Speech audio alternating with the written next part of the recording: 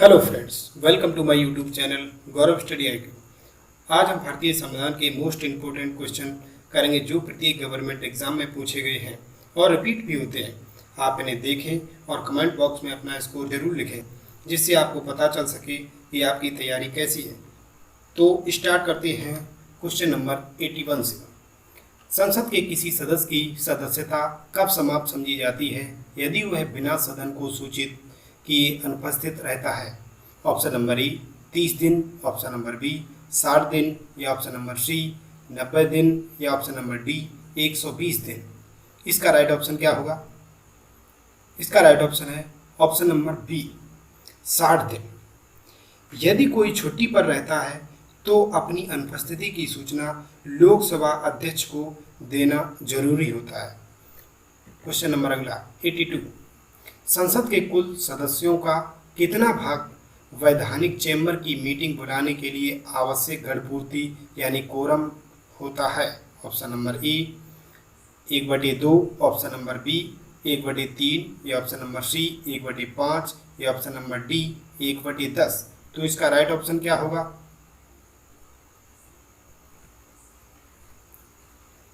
तो इसका right option है ऑप्शन नंबर डी 1/10। अगला क्वेश्चन करते हैं 83। भारतीय राष्ट्रपति की सर्वसम्मति से चुने जाने का अभी तक एकमात्र उदाहरण है? Option number A doctor Rajendra Prasad, option number B Neelam Sanjiva Reddy, या option number C Giani Zail Singh, या option number D Shankar Dayal. तो इसका राइट ऑप्शन क्या होगा? तो इसका राइट ऑप्शन है नीलम संजीव रेड्डी। नीलम संजीव रेड्डी भारत के छठे राष्ट्रपति हुए। इनका कार्यकाल 25 जुलाई 1977 से 25 जुलाई 1982 तक रहा। अगला क्वेश्चन 84।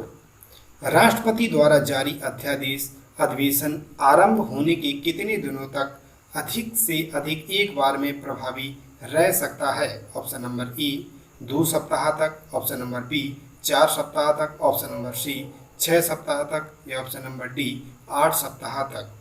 तो इसका राइट ऑप्शन क्या होगा? तो इसका राइट ऑप्शन होगा ऑप्शन नंबर सी 6 सप्ताह तक।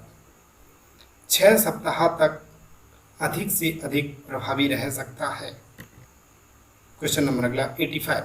निम्नलिखित में से कौन सा विशेष समवर्ती सूची में आता है? ऑप्शन नंबर ए शेयर बाजार, या ऑप्शन नंबर बी बीमा, या ऑप्शन नंबर सी पशुओं के प्रति क्रूरता की रोकथाम, या ऑप्शन नंबर डी नशीली शराब। तो समवर्ती सूची के अंतर्गत कौन सा विषय आता है इसके बारे में आपको बताना है। तो इसका राइट ऑप्शन होगा ऑप्शन नंबर सी पशुओं की प्रति क्रूरता की रोकथाम। पशुओं के प्रति क्रूरता की रोकथाम के लिए केंद्र और राज्य सरकार दोनों को ही कानून बनाने का अधिकार है, तभी यह विषय समवर्ती सूची का है। Question number 86। निम्नलिखित में से कौन सी भाषा संविधान की रचना के समय 8वीं अनुसूची में उल्लिखित थी? ऑप्शन नंबर ए कश्मीरी, या ऑप्शन नंबर बी कोंकणी, या ऑप्शन नंबर सी सिंधी, या ऑप्शन नंबर डी बोडो। तो इसका राइट ऑप्शन क्या होगा? तो इसका राइट ऑप्शन है कश्मीरी।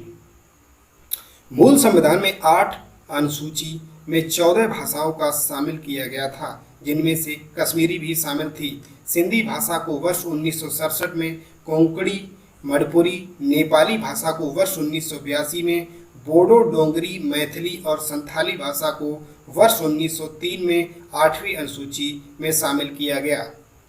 Question number 87। भारतीय संविधान की कौन सी अनुसूची में संघ और राज्यों के बीच अधिकारों एवं कार्यों के आवंटन से संबंधित सूची दी गई है? ऑप्शन नंबर ए 12वीं, या ऑप्शन नंबर बी 10वीं, या ऑप्शन नंबर सी 7वीं। तो इसका राइट ऑप्शन क्या होगा? तो इसका राइट ऑप्शन है ऑप्शन नंबर डी।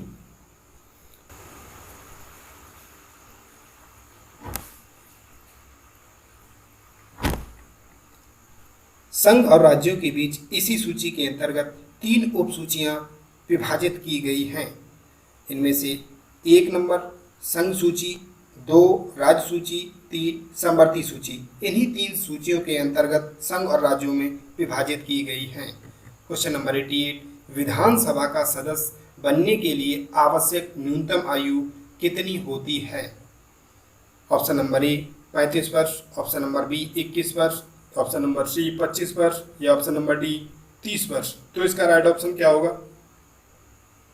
तो इसका राइट ऑप्शन है 25 वर्ष, ऑप्शन नंबर सी। और लोकसभा का सदस्य बनने के लिए भी न्यूनतम आयु 25 वर्ष निर्धारित की गई है।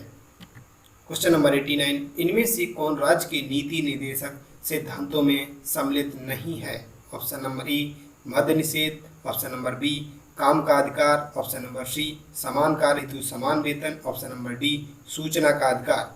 इसका राइट ऑप्शन क्या होगा?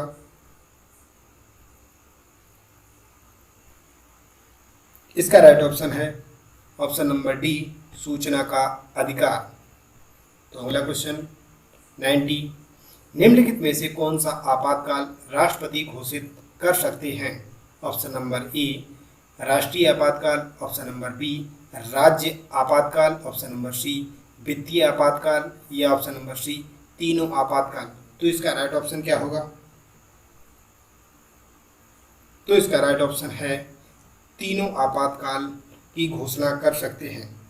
अब इनके अंतर्गत राष्ट्रीय आपातकाल अनुच्छेद 352 के तहत किया जाता है और राज्य आपातकाल 356 के अंतर्गत राष्ट्रपति शासन भी लग सकता है और जो वित्तीय आपातकाल है अनुच्छेद 360 के अंतर्गत जारी किया जाता है। इसी प्रकार राष्ट्रपति तीनों ही राष्ट्रीय आपातकाल, राज्य आपातकाल, वित्तीय आपातकाल लगा सकता है।